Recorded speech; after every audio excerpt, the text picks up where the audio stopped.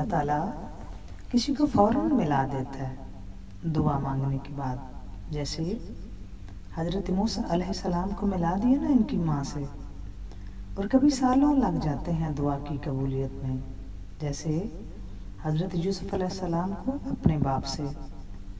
کبھی ایسا بھی ہوتا ہے دعا قبول نہیں بھی ہوتی، جیسے حضرت نوح علیہ السلام کی اپنے بیٹے کے لیے.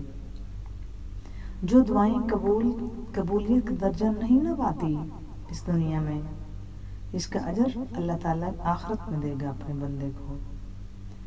اس کا اجر دیکھ کر بندہ اپنے رب سے کہے گا کہ کاش میری کوئی بھی دعا قبول نہ ہوتی دنیا میں. ہم کو چاہیے کہ ہم اپنے رب سے جڑے رہیں. اپنے رب سے بڑھ کر کوئی نہیں ہمیں چاہ سکتا. اپنے اللہ سے جڑے رہو، دعا کرتے رہو، اس کی یاد میں رہو، اس کے ذکر میں رہو، اپنے مالک سے خیر مانگتے رہو. بے شک اللہ تعالیٰ اپنے بندوں پہ بڑا مہربان ہے.